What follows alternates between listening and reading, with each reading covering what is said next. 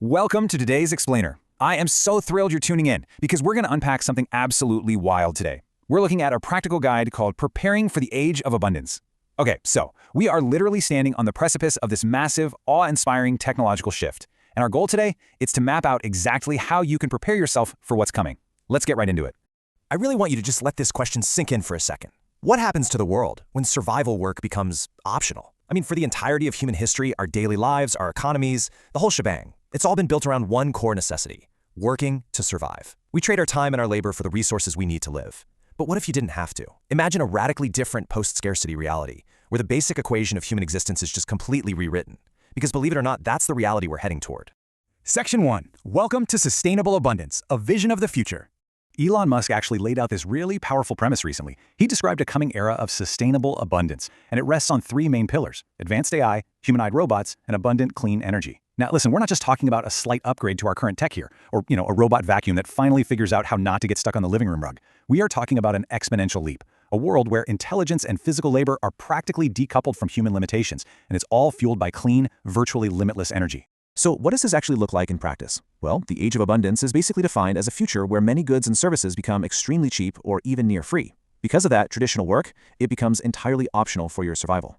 And as a direct result, money loses a lot of its current importance. Just think about that for a second. When the cost to produce things completely plummets, because robots and AI are doing the heavy lifting, and the energy powering them is abundant, the traditional financial metrics we've always used to measure success and survival just completely change. Moving on to Section 2, the uneven transition ahead, and why preparation matters.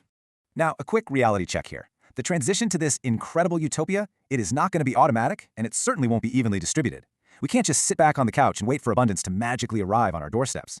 Like any massive technological revolution in history, the path from here to there is going to be rocky. There are going to be disruptions, unequal access at first, and a pretty steep learning curve. But hey, that brings us to a really empowering concept.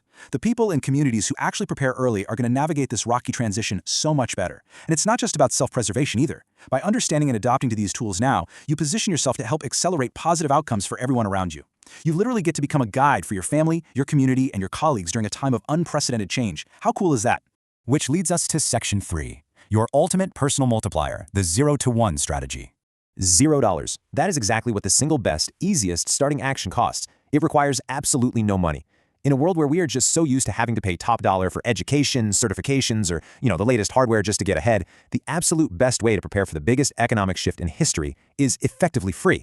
And honestly, the best part? You can begin in the next 10 minutes. The gains you make from this step compound incredibly quickly, and it builds the absolute core skill of this new era. You don't need a degree, you don't need to wait around for some fancy seminar. You just need a few minutes to start building a habit that's going to act as your ultimate personal multiplier.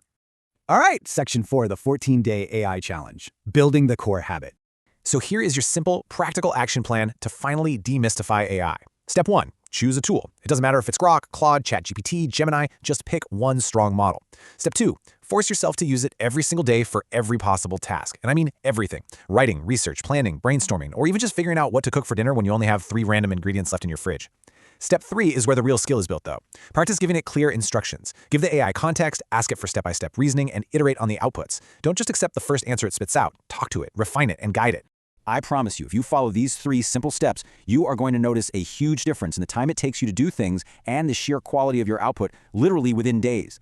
This single, simple habit instantly puts you ahead of the vast majority of people out there, and once you have this personal multiplier in place, every single other preparation step we're about to discuss becomes exponentially easier. Let's zoom out a bit for Section 5, strategies for the new era, thriving in abundance. Now that you've got your AI multiplier going, let's look at the broader high-impact strategies. First up, energy. Energy is the ultimate bottleneck for AI and robotics right now. We absolutely need to support and adopt cheap, abundant energy. Think solar, battery storage, and advanced nuclear. Second is ownership. You need to build equity in the companies and technologies creating this abundance rather than just relying solely on a wage. Third, local production. Start experimenting with things like 3D printing, automation, or precision growing. Fourth, community and purpose. As survival labor declines, cultivating meaningful activities, relationships, and local resilience, that's going to be huge. And finally, advocacy. We need to support policies and projects that expand energy, accelerate robotics, and distribute these massive gains widely. Think about it like this. In the old era, our value was mostly driven by routine tasks, mechanical labor, and wage reliance. But in this new era, as routine work gets fully automated, the skills that remain highly valuable are the deeply human ones. We're talking creativity, judgment, empathy, relationship building, taste, and crucially, the ability to direct these AI systems. We're basically moving from being cogs in a machine to being the directors and orchestrators of intelligent systems. bringing us to Section 6, the human adaptation bottleneck. What holds us back? While the technological pieces of abundance are advancing at just breakneck speeds, the real bottlenecks we face are actually super fascinating. First up is human adaptation. Ironically, upgrading our own psychology to handle a world without survival work might end up being way harder than upgrading the AI itself. Second is the energy scale-up. Can our physical grids even handle the power demands of billions of robots and AI models? And third is simply how we, as a society, handle this rocky transition.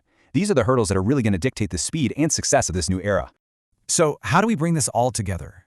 Well, you start with the absolute easiest lever available to you right now, today.